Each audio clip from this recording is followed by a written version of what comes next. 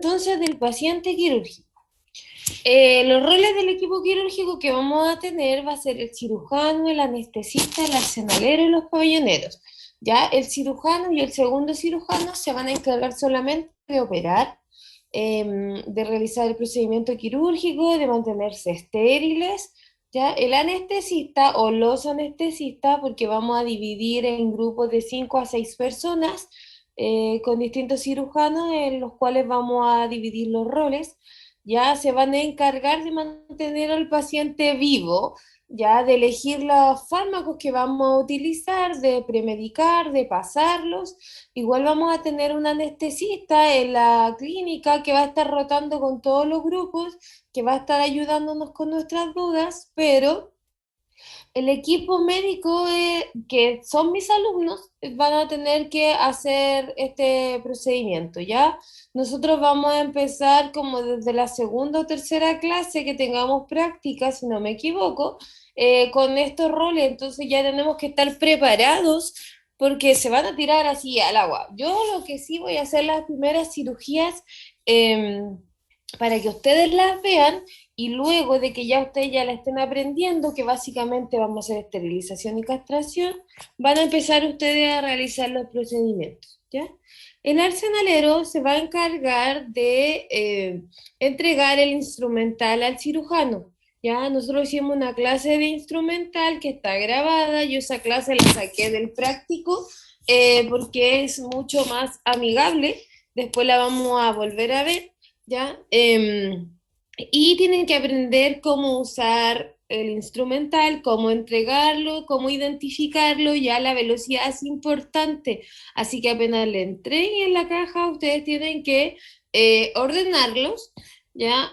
Para que se vayan identificando todas las tijeras, todas las hemostáticas, etcétera. El arsenalero cumple un rol súper importante porque mantiene el orden en la cirugía y además de eso, va contando todo lo que son las gasas, las suturas, para que no tengamos un accidente y se pierda, ¿ya?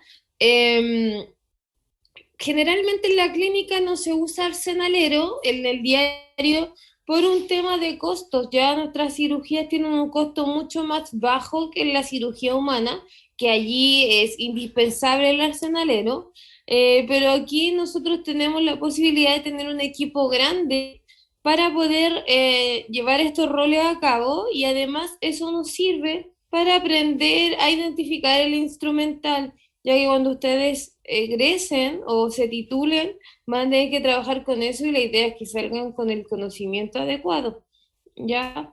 En general, la caja que nosotros tenemos en cirugía de tejido blando es la que vamos a usar, la que mostramos en clases, ya si se aprenden eso, van a tener avanzado mucho más. Y además que los controles también se basan en identificar el material. Así que tienen que aprendérselo bien. Los pabelloneros, la función que tiene, y esto sí hay en clínica, que vendrían siendo los técnicos, se van a encargar de mantener todo el resto de cosas del pabellón, ya de traer las cosas que necesitamos, de ayudarnos a vestirnos, de lavar al paciente, de depilarlo, de ayudar a poner la vía, etcétera. Ya al final ellos tienen una importancia muy grande porque el resto de médicos o de doctores está haciendo otras labores. ¿Ya? Y uno siempre dice, hoy se me quedó eso ya, hoy me traen gasa, hoy me traen esto, y el pabellonero es el que se encarga.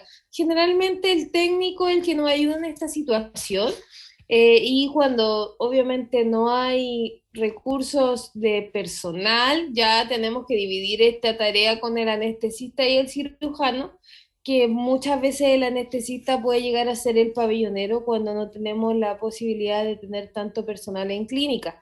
Ya depende de dónde estemos trabajando, es como esté distribuido. Si estamos en un hospital con mucho trabajo, probablemente no vamos a tener tantas manos como nosotros quisiéramos. ¿Ya?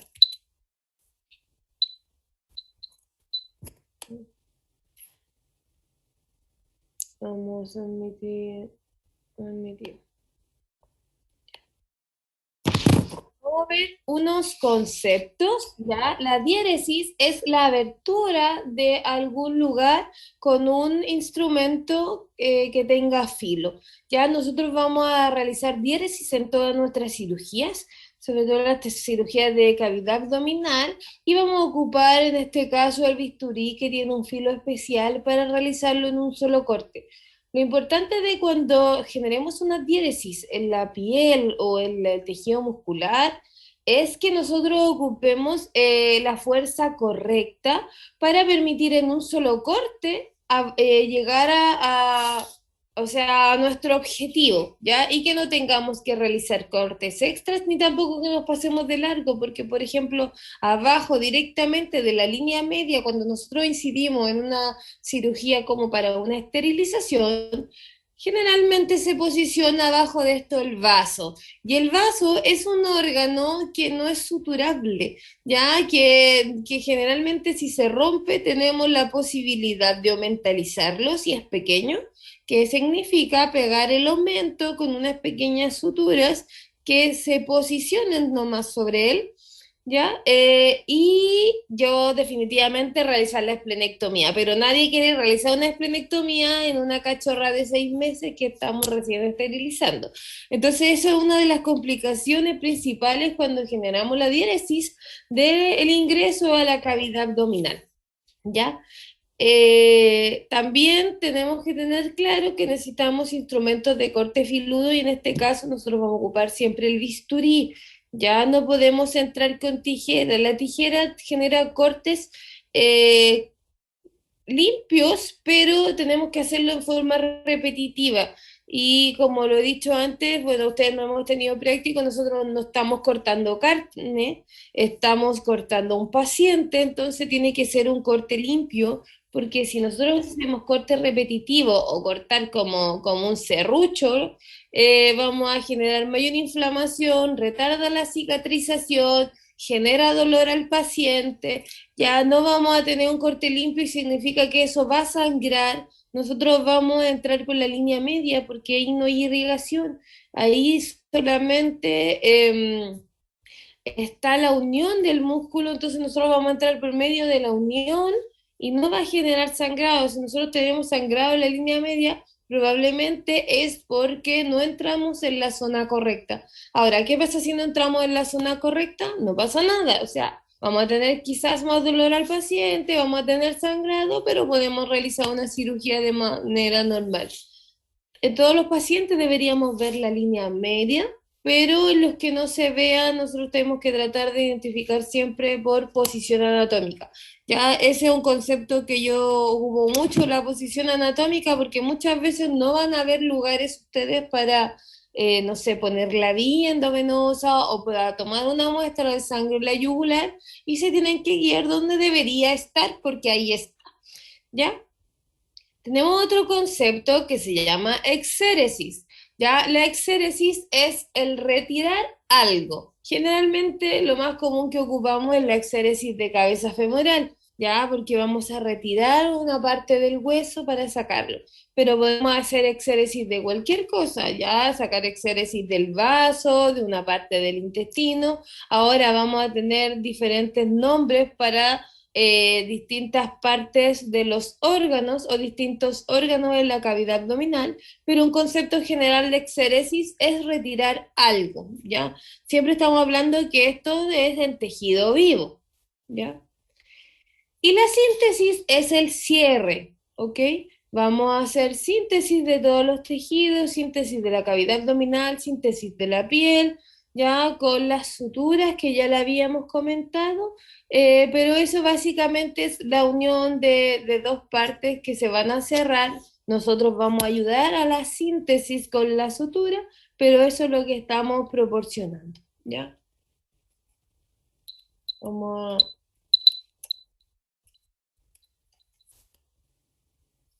a sus compañeritos.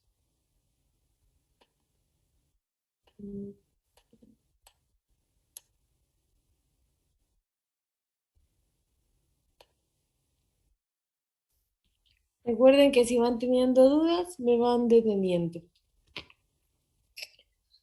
cuando nosotros vamos a tener al paciente, vamos a tener un manejo preoperatorio.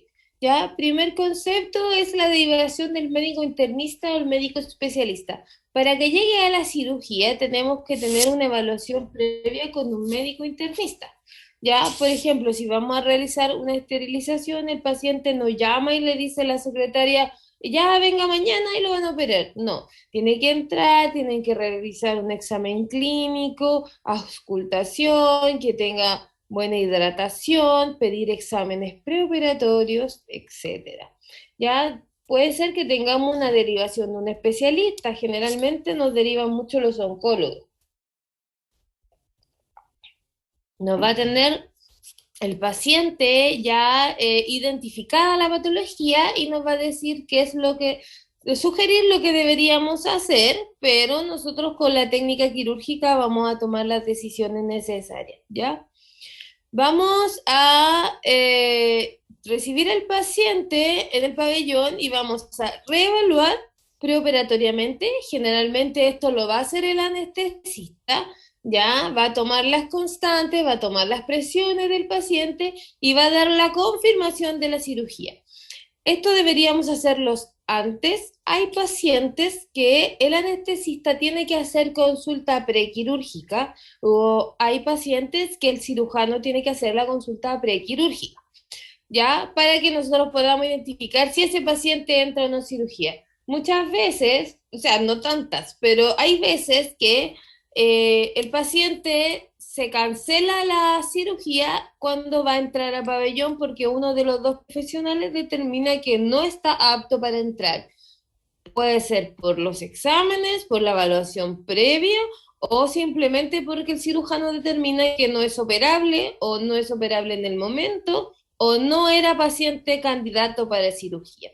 ¿Ya? Entonces ahí vamos a tener una evaluación preoperatoria antes de anestesiar al paciente donde vamos a terminar de realizar la confirmación de que puede entrar a cirugía. Vamos a realizar el examen clínico completo, vamos a revisar los exámenes preoperatorios y vamos a realizar la planeación quirúrgica. Está descrito en todos los estudios que los pacientes no requieren exámenes preoperatorios, mientras sean en ASA 1 o 2 incluso. Ya, yo personalmente prefiero que todos los pacientes ingresen con exámenes, ¿ya? Aunque no son obligatorios para el ASA 1, pero sí deja más tranquilos al anestesista principalmente, porque sabe con qué se va a encontrar. ¿Ya? Hay veces que tenemos pacientes de 1 año que tienen insuficiencia renal. No son muchos, pero están. Entonces nosotros deberíamos pedir igual, aunque en la literatura se describe que no es necesario, ¿ya? La planeación quirúrgica la podemos hacer antes de la cirugía, en la consulta prequirúrgica o antes de entrar a operar al paciente. Básicamente determinar qué es lo que vamos a ocupar, cómo lo vamos a realizar, cómo es el paciente. Ya hablando en una esterilización, la planeación podría ser qué tipo de instrumental voy a ocupar. Es totalmente diferente hacer una cirugía en una perrita de 2 kilos a una perrita de 45 kilos. ¿Ya? La complejidad sube notoriamente en pacientes gigantes y en pacientes obesos. ¿Ya? Es lo que nosotros también tenemos que hablar con el dueño. Probablemente si llega un paciente a cirugía de 2 kilos, no vamos a llamar al dueño prequirúrgicamente, ¿ya? Pero si llega una perrita de 45 kilos, probablemente yo como cirujana voy a llamar a la dueña y le voy a decir, mira, vamos a entrar a operar a tu perrita, pero hay riesgos asociados porque que es obesa, porque es grande, etcétera. Y entre eso está la planeación quirúrgica, porque también hablar con el propietario está entre decidir lo que yo voy a hacer y también informarle correctamente a él qué es lo que puede pasar. Porque muchas veces yo he tenido pacientes que son de riesgo quirúrgico en una esterilización y el dueño prefiere no hacerlo. Yo le digo, tu perrita tiene obesidad, está pasada en 20 kilos, el riesgo es muy alto, yo sugiero que baje de peso y se esterilice. ¿Por qué? Porque la esterilización es una cirugía optativa. ya también lo vamos a ir viendo más adelante, pero la esterilización y la castración no patológica son una cirugía optativa. Entonces, siempre hay que evaluar el riesgo versus el beneficio, ¿ya? ¿Es beneficioso esterilizar? Sí, pero ¿a qué costo? ¿Ya? Y ahí nosotros como cirujanos tenemos que tomar la decisión. Nunca vamos a ser malos cirujanos si decidimos no operar a un paciente, ¿ok? De hecho, se considera mejor cirujano el que sabe cuándo decidir.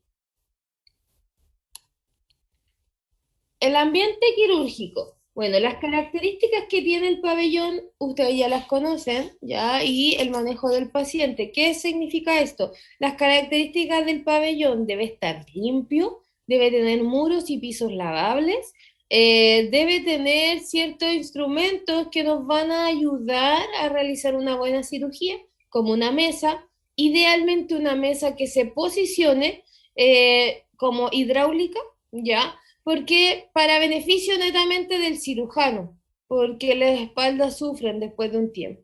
Ya tenemos mesas diferentes que tienen posición de V, ¿ya? Que tienen las orillas más levantadas y eso puede ser para posicionar el paciente. Tenemos otra en tren de Lemberg, que significa que va a bajar la cabeza del paciente y va a levantar la parte posterior. Eso va a ayudar a pacientes que tienen riesgo de vómito, ya, o ciertas cirugías que necesitan que descomprima el abdomen. También tenemos mesas que son calefaccionadas y eso va a ayudar a no usar mantas térmicas o no usar guateros. Generalmente el riesgo es menor porque la disposición del calor es en toda la mesa, ¿ya? Y nosotros regulamos la temperatura. Si nosotros ponemos un guatero, no podemos regular la temperatura del paciente. Tenemos riesgo que se queme si no lo cubrimos bien o incluso tenemos riesgo de ruptura. Así que hay que ir evaluando. Ahora, obviamente, si no tenemos la oportunidad de tener una mesa calefaccionada, vamos a tener que ocupar otro mecanismo de calefacción y van a funcionar igual, pero tenemos que tener más cuidado. Otra cosa que vamos a tener en el pabellón normalmente es una luz, ¿ya?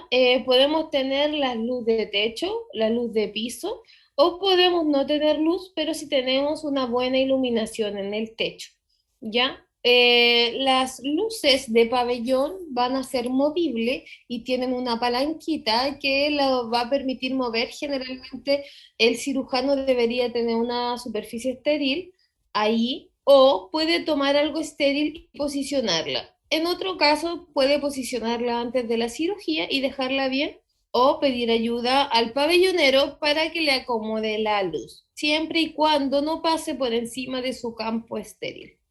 ¿Ya? Vamos a tener la máquina de anestesia, que ya la conocemos, o no la he visto con ustedes, sí, ya la vi con ustedes, ya.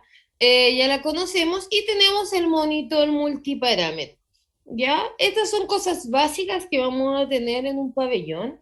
También es muy importante, sobre todo en pacientes grandes, que podamos tener una mesa mayo, que es la mesa que está a la izquierda, en donde ustedes van a posicionar todo lo estéril. Por ejemplo, el instrumental, no sé, las compresas, las gasas, etcétera.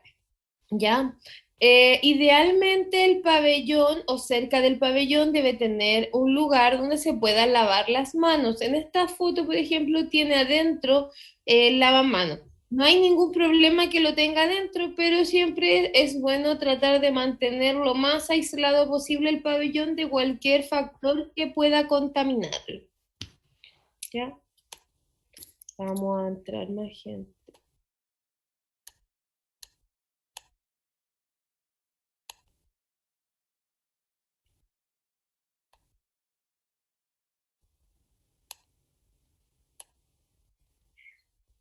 Antes de, ya tenemos el ambiente quirúrgico, el manejo del paciente. Idealmente que nosotros podamos preparar al paciente en otro lugar y no en el pabellón. No siempre se puede, pero lo ideal es que sí. Nosotros vamos a trabajar en pabellones en la clínica de la UDLA que tienen una mesa aparte, pero dentro del mismo pabellón. Eso también se puede aceptar. ya donde vamos a revisar al paciente, donde vamos a poner la vía, perdón, y vamos a premedicarlo. Ya nosotros vamos a hacer el traslado a la mesa que vamos a hacer definitivamente la cirugía con el paciente depilado y listo para su intubación. ¿Ya? La máquina tiene que estar lista. Hay pacientes que debemos ventilarlo previamente a la intubación y antes de generar la inducción, otros pacientes van directamente a la máquina. Normalmente los pacientes de esterilización y castración están totalmente sanos, ya tenemos una revisión completa de ellos, entonces no necesita, por ejemplo, el reclutamiento alveolar, que necesitaría un paciente, por ejemplo, con una contusión pulmonar, ¿ya? Pero idealmente todos los pacientes se preventilan y se postventilan, ¿ya? Además de la anestesia y el oxígeno que va pasando con la anestesia durante una cirugía. Luego vamos a tener la elección del material. El cirujano, mirando al paciente, va a determinar qué materiales posiblemente va a ocupar. Ya, nosotros, los que tenemos un poquito más de experiencia, podemos identificar ya qué material probablemente vamos a ocupar. Por ejemplo, si yo voy a hacer una esterilización, voy a ocupar un multifilamento absorbible para suturar y retirar el útero, ¿ya? Depende del tamaño del paciente, es la numeración que yo voy a ocupar. Recuerden que hay que ocupar el tamaño más pequeño posible que soporte lo que nosotros vamos a hacer. En este caso, si vamos a esterilizar una gatita, podemos ocupar 2,0, 3,0, dependiendo del tamaño. Y a una perrita que es un poquito más grande, definitivamente vamos a ocupar el 1, ya, que es más grande, pero nos va a resistir cuando hagamos el nudo. Se van a dar cuenta cuando estemos en la clínica, yo voy a empezar a traccionar fuertemente los nudos y se van a dar cuenta la facilidad que tiene el material 3,0 para romperse, a diferencia del 2,0 que también se rompe, pero con un poco más de dificultad, y el 1 que probablemente no se les va a romper, el 0 no se les va a romper, ¿ya? Porque son más gruesos. Entonces tenemos que tener ese conocimiento al saber qué vamos a suturar, ¿ya? También vamos a determinar el instrumental que vamos a ocupar. Generalmente las clínicas o la clínica de la UDLA tiene un instrumental tejido blando, que es el que nosotros identificamos, que va a tener el portaguja Mayo Hegar, va a tener las pinzas hemostáticas Halston, Mosquito y Kelly, curvas y rectas, va a tener las tres tijeras estándar Mayo y Metzenbaum, ya va a tener las pinzas de campo Bad House, va a tener los separados de Farafeu y va a tener el porta bisturí, ¿ya?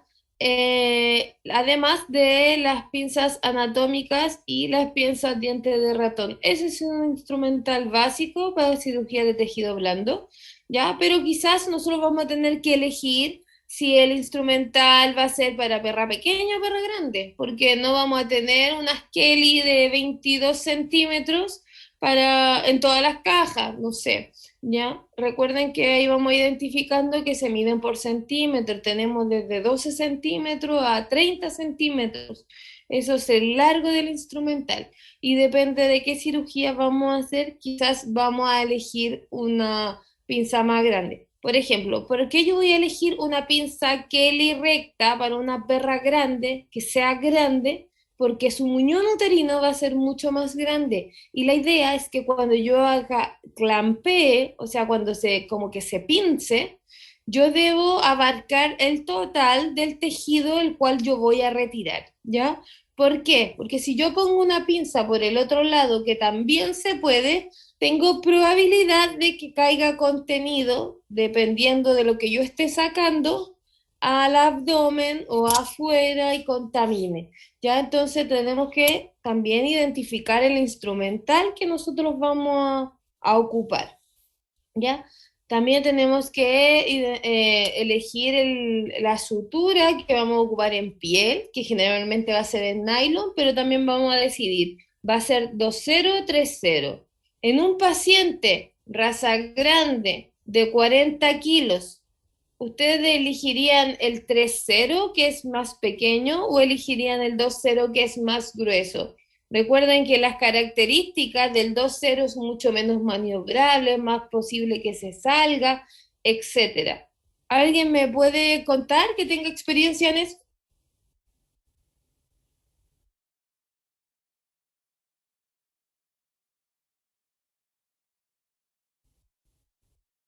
¿Nadie? Ya, yo lo voy a dejar experto en cirugía entonces.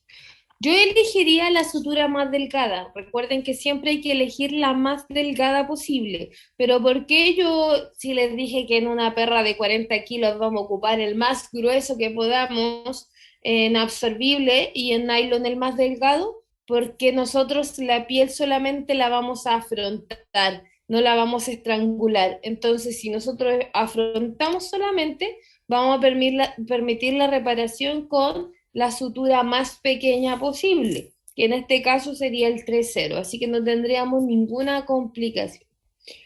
Luego vamos a elegir los paños de campo, que tiene que ser, a mi parecer, el más grande posible, Profe, siempre que profe, abarque. Dígame.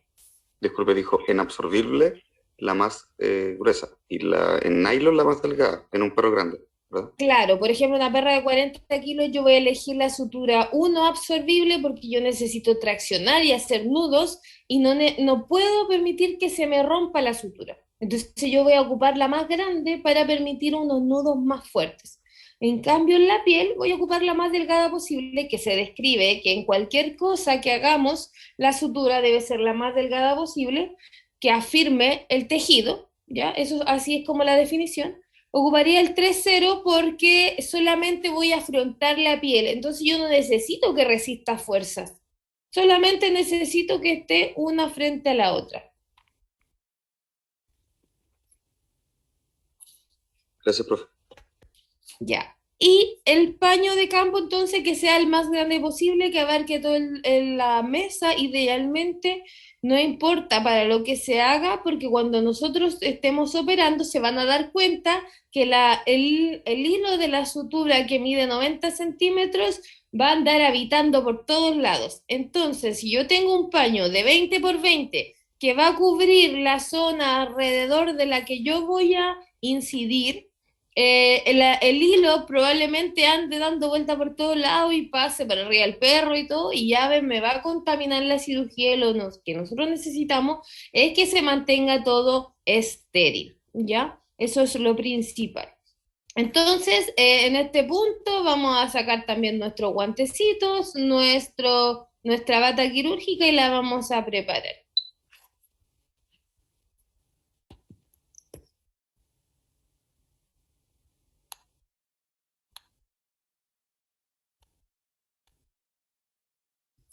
Ya. El equipo tiene que estar estéril, ¿ya? ¿Cuál va a ser el equipo estéril? El cirujano, el segundo cirujano, el arsenalero, ¿ya?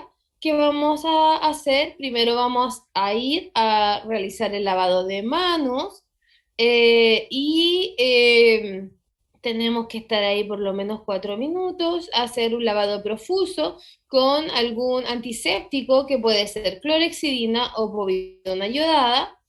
Vamos a hacerlo en un lugar especial, evitando el uso de manos. Ejemplo, vamos a abrir la llave con la mano, pero luego no, después del lavado de manos no podemos volver a cerrarla. O se cierra con el codo o con los pies, o simplemente se deja abierta y que alguien ayude y cierre la llave. Ya, porque la idea que nosotros vamos a hacer con ese antiséptico es eliminar las bacterias que podamos tener en las manos y además vamos a generar el efecto de arrastre, ¿ya? Y vamos a lavar desde 2 centímetros sobre el codo hasta la punta de los dedos, entre medio de los dedos, las uñas. Si tenemos cepillos, nos vamos a limpiar las uñas por debajo y vamos a hacerlo. ¿Por qué es tan importante el lavado de manos? Porque generalmente el guante se rompe. Está descrito que cada 2 cirugías, cirugía de tejido blando, perdón, el guante se va a romper, ¿ya? Y cada una cirugía de tejido duro, me refiero a huesos, el guante se rompe. Entonces no es tan poco común que el guante se pierda la esterilidad y nosotros podamos contaminarlo. Entonces, si yo tengo las manos limpias, que no tiene bacterias porque las maté, y las que no maté las arrastré, probablemente es casi tan limpio como que yo metiera la mano al abdomen solo, ¿ya? La ruptura de guantes, si es evidente, nosotros inmediatamente nos cambiamos los guantes. Ahora tenemos micro rupturas que después de la cirugía nos vamos a dar cuenta que se pasa a llevar un poco el bisturí, que se pasa a llevar la punta de la aguja y eso quizás no nos damos cuenta en el momento y eso va a contaminar, ¿ya? Entonces después de realizar el lavado de manos, nosotros vamos a irnos con las manos mojadas arriba sin tocar nada a postura de guantes, ¿ya? Está descrito también, antes se decía que no había que poner alcohol sobre la clorexidina, pero en los últimos estudios que hay con el tema del COVID se determinó que es muy bueno ocupar alcohol o alcohol gel después del lavado de manos, ¿ya? Lo mismo que ocupar alcohol en la zona de incisión después del lavado. Así que lo ideal sería que ojalá nos pudiéramos aplicar alcohol. Y antes se decía que cortaba el efecto antibacterial residual que tiene la clorexidina o la povidona. Ya estos tienen un efecto residual de 4 y 6 horas. Las 6 horas la clorexina significa que si a mí me quedan residuos, va a seguir matando por 6 horas todas las bacterias que aparezcan en mis manos. ¿Ya? Bueno, vamos a pasar a la postura de guantes. La postura de guantes la vamos a ver en el práctico para que sepan cómo ponérselos. Lo importante de esto es que se van a secar las manos con unas toallas estériles que vienen dentro de la bata, ¿ya? Primero, perdón, viene la postura de la bata, entonces se van a secar las manos y se van a poner la bata. También están unos videos cómo se ponen, pero pueden ponérselo ustedes solos o pueden tener un ayudante. Ya cuando se ponen la bata, ustedes no pueden tocar nada y pueden dejar las manos adentro de las mangas o sacarlas un poco afuera. Ahí vamos a tener la técnica de postura de guantes abierta o cerrada, ¿ya? Nos vamos a poner los guantes y nos vamos a posicionar con las manos en el pecho, cercano a una muralla sin tocar nada para evitar que nos pase alguien de frente. La idea es que no pase circulando nadie próximo a los 50 centímetros alrededor de uno, así que se queda uno tranquilo, ¿ya? Hasta que esté listo el paciente para poder entrar a operarlo. Mientras nosotros nos preparamos, el pabellonero va a estar limpiando con clorexidina también el abdomen del paciente y va a realizar movimientos circulares hacia afuera para sacar la contaminación que puede tener el abdomen. De nuevo vamos a tener un efecto antibacterial y vamos a tener un efecto de barrido, así que hay que ponerle mucho, mucho. Lo importante en esto es que la clorexina que vamos a ocupar esté generando espuma porque la espuma como que activa el efecto antibacterial. Segundo, no es necesario sacar todo el producto, puede quedar un poco de espuma ahí en la guatita, ¿ya? Y después de eso vamos a aplicar alcohol. Mientras el cirujano se está vistiendo, eso se va a ir secando, así que vamos a tener un abdomen totalmente limpio. Recuerden que tiene que haber estado rasurado previamente y el rasurado por lo menos 10 centímetros alrededor de la incisión. Lo más que ustedes puedan depilar es mejor porque nunca sabemos cuando tenemos inconveniente y tenemos que abrir más y no va a ser posible poder depilar al paciente cuando ya esté abierto, ¿ya? Entonces el cirujano va a estar listo esperando mientras el arsenalero también se va a estar vistiendo y van a entregarle las cosas que vamos a ocupar en cirugía, por ejemplo los paños de campo. El pabellonero le abre los paños y se los entrega, va a ponerlo en la mesa a mayo y luego va a recibir la caja, el bisturí, las compresas y las suturas, ¿ya? Las suturas las puede recibir antes o a medida que el cirujano diga ya, ok, ya decidí qué sutura usar cuando vea el tejido, porque muchas veces no podemos decidir qué sutura usar hasta verlo, pero por último tenemos algunas posibilidades que va a tener el pabellonero, ¿ya? Entonces va a tener listo y va a tener que quedarse en su posición. Luego van a entregar los paños de campo para el paciente y ese es el momento en que se acercan los cirujanos van a quedar pegados a la mesa y ahí quedan un poco más libres, entre ellos se pueden tocar, pueden ir ordenando las cosas, la mesa, etcétera. La superficie que se considera estéril en el cirujano o en el arsenalero o en general en el personal que está vestido así es de los hombros hasta la línea de la mesa y en los brazos desde el codo a la punta de los dedos, ¿ya? Todo lo que es posterior al brazo, espalda y bajo la línea de la mesa, que sería como un poco más abajo del ombligo, no se considera estéril porque son superficies que tienen contacto con otras cosas y es mucho más difícil mantener la esterilidad. Así que ustedes pueden cruzar las manos adelante, se pueden tocar, evitando el contacto con otras cosas y respetando la superficie que les estoy diciendo yo.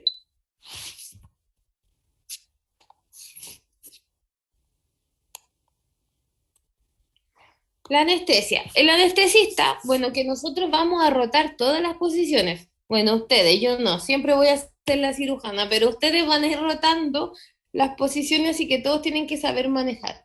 Ya, cuando vamos a realizar una anestesia, entonces vamos a realizar la premedicación, ya.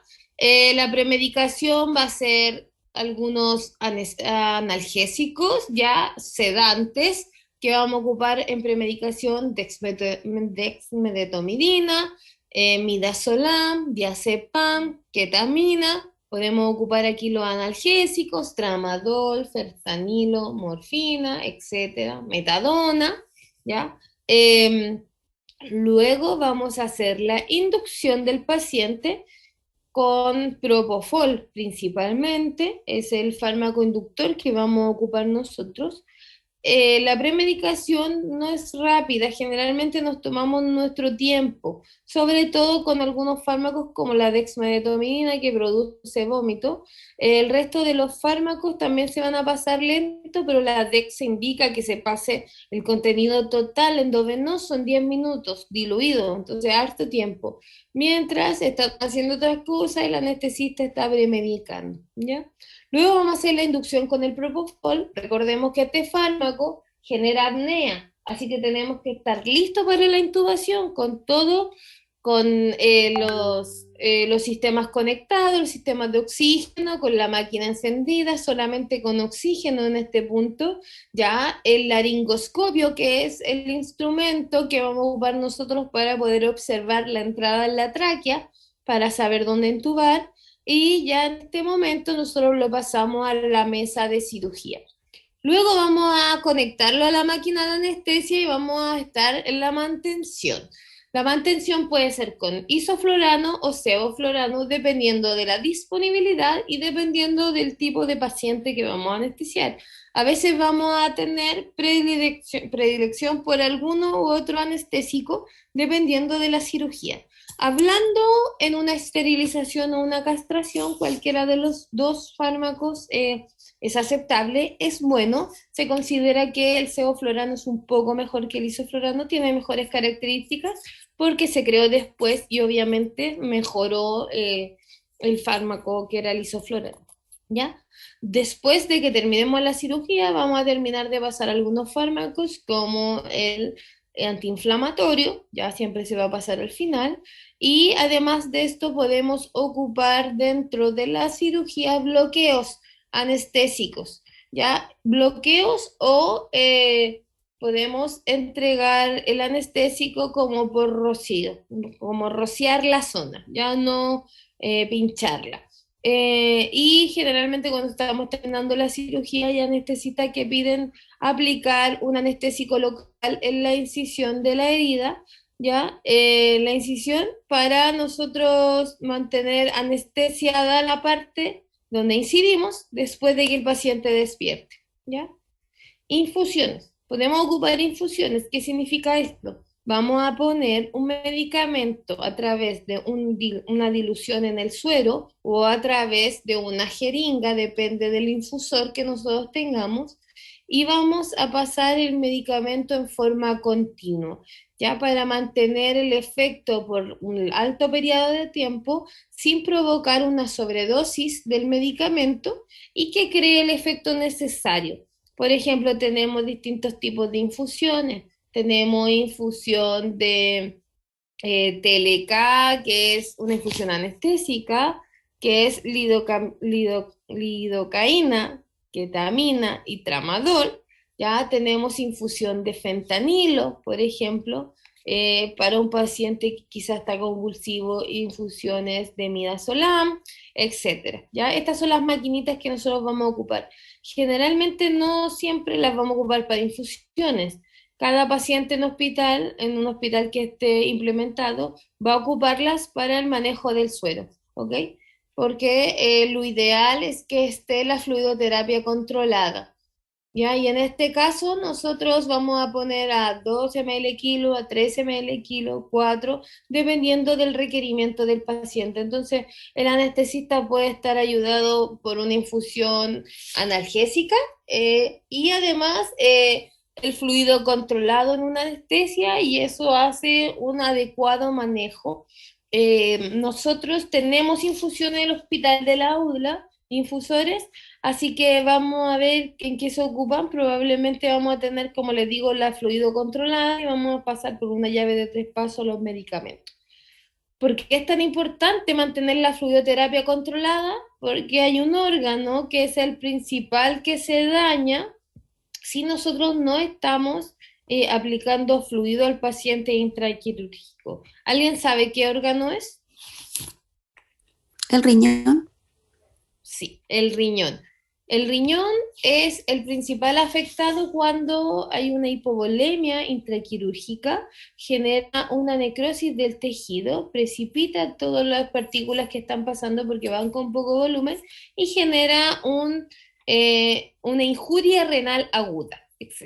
Ya, excelente. Y eso puede producir insuficiencia renal después y además necesitar un manejo de hospital y todo el tema por el daño que nosotros mismos le provocamos. Así que súper importante, nunca se olviden, anestesia más de 10 minutos tiene que ir sí o sí con fluido controlado.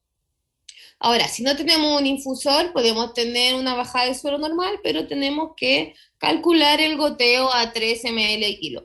Antiguamente se ocupaba solamente goteo, y digo por lo menos 4 años atrás. Ahora tenemos la posibilidad de tener infusores y es súper fácil, pero antes había que hacer un cálculo más enredado para poder tener el goteo preciso y había muchos errores y sobre todo en la infusión eran muy peligrosas. En las transfusiones, en las infusiones, era súper peligroso hacerlo porque el paciente doblaba la pata y no pasaba nada en 10 minutos. Después estiraba la pata y pasaba un chorrito. Ya. Entonces, el infusor es súper bueno. Vamos a ver.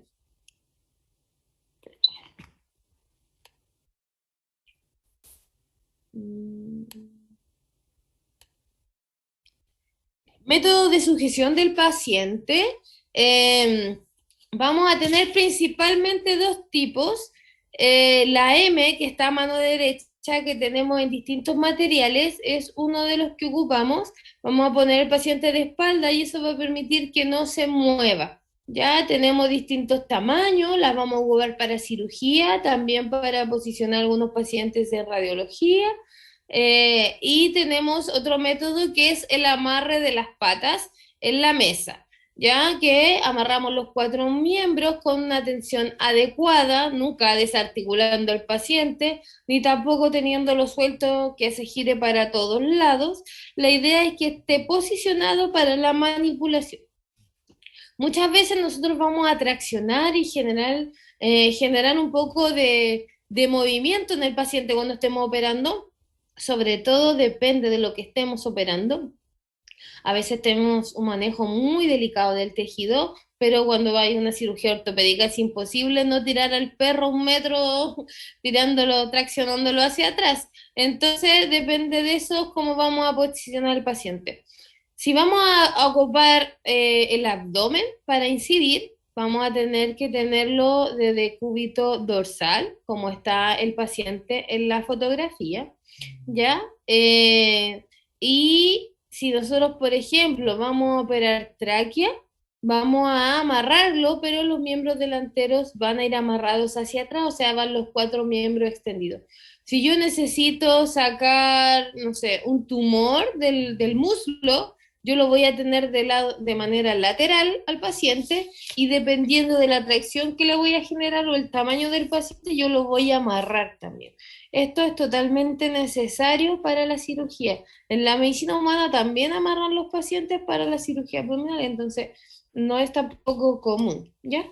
Estos son los principales dos métodos de sujeción. Yo no tengo conocimiento que exista otro específico.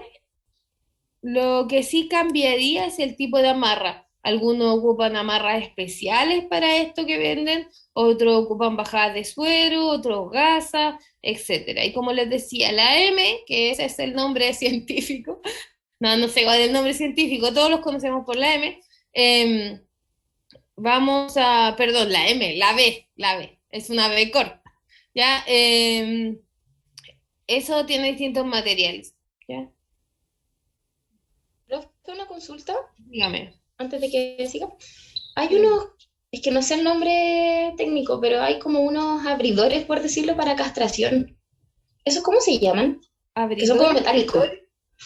Sí, una vez vi uno que eran como en forma de, ¿cómo decirlo? Como de U. ¿Y cómo se ponían como en la rodilla? Claro, como que queda con las patitas, por ejemplo, un gato queda enganchado con las patitas en la... Pero no sé el nombre, esa era mi duda. No, mira, yo nunca lo he visto. Ah, ya. No, nunca lo he visto que se ocupe ese método. Lo Ya, voy a no, porque averiguar, por último lo tendría que vemos en mandarle la una foto en ese caso porque tendría que buscarlo. Pero era como una Claro. púas, con un Sí, no, elástico no al lo he medio. visto. Hay distintos métodos, pero estos son los más comunes porque Ujú. hay algunos que son como más rebuscados. Porque imagínate, tenéis dos gasas y amarráis las patas y va a crear el mismo efecto para Claro. la castración. Ah, ya. Entonces, hay más posicionadores para radiología. Eso sí, hay muchos. Ya. Probablemente quizás sea de radiología y lo ocuparon en ese A lo momento. mejor, claro, justo lo ocuparon en esa clínica para... Exacto, porque nosotros igual ocupamos cosas porque son bastante cómodas y hay que nos Ya, ayudan a posicionar a los pacientes, pero así como un método de sujeción para cirugía así, yo no lo conozco. ya. Y en radiología hay muchos, entonces no me los sé todos de memoria. Pero si me Ujú. manda una foto podemos compartirlo en el grupo y Sí, voy saber a cómo buscarlo. funciona y todo. Ya. Muchas gracias, profe. Ya no hay problema. Ya. Entonces, en el procedimiento quirúrgico, ¿qué debemos hacer? Mantener los roles establecidos. Ya no vamos a cambiar de roles a último momento, ni tampoco, como les decía, el pabellonero va a ir a tomar algo estéril, ni pasar sobre el campo quirúrgico, nada. Eso vamos a ir aprendiendo cuáles son los tipos de roles que hay. Mantener la esterilidad ante todo es lo principal, ¿ya? Si perdemos esterilidad, hay que cambiar el objeto que la perdió, la caja, el paño, todo lo que sea necesario. En este caso, nosotros en la esterilización y en la castración, si realizamos un procedimiento correcto y nosotros como personas no contaminamos, no vamos a tener una contaminación abdominal, ¿ya? Como si lo habría, por ejemplo, en una cirugía intestinal, que ahí tendríamos que hacer cambio de guantes, quizás paños de campo, etcétera, pero en este caso no es necesario, así que mientras nosotros mantengamos la esterilidad como equipo, no deberíamos tener ningún problema. Esto es súper importante porque afecta directamente en la salud del paciente. Si esto no está estéril, podemos tener una contaminación bacteriana y el paciente puede llegar incluso a morir por una sepsis producida por un problema que le provocamos nosotros, ¿ya? Principios de Halster, hay que mantenerlos mediante el procedimiento quirúrgico, asepsia estricta, manejo hístico suave, correcta hemostasia, cuidadosa aproximación de tejidos, ausencia de tensión en los tejidos, ¿ya? Esto lo van a hacer en toda la cirugía, los principios van a ser lo que los guían a ustedes, así que traten de aprenderse. Y bueno, vamos a tener la elección de la técnica quirúrgica adecuada. Tenemos muchas técnicas quirúrgicas, tenemos muchos puntos que podemos realizar, ¿ya? Así que tenemos que elegir la adecuada. A veces nosotros vamos a tener una predilección por alguna, ¿ya? A mí me resulta mejor esta que esta otra, entonces háganlo, ¿ya? No porque esté descrito que esta es la mejor la van a hacer, porque si a ustedes les causa dificultad, háganlo como a ustedes les acomode. siempre manteniendo las reglas también. Obviamente que si dice que tienen que suturar un intestino, ustedes no lo van a dejar abierto porque a ustedes es más cómodo dejarlo abierto, ¿me entienden? Pero posiblemente si dice que hay que hacer un punto en U discontinuo, ustedes hacen el continuo simple y les queda mejor, háganlo, ¿ya? Siempre van a tener que hacer lo que a ustedes les resulte más cómodo.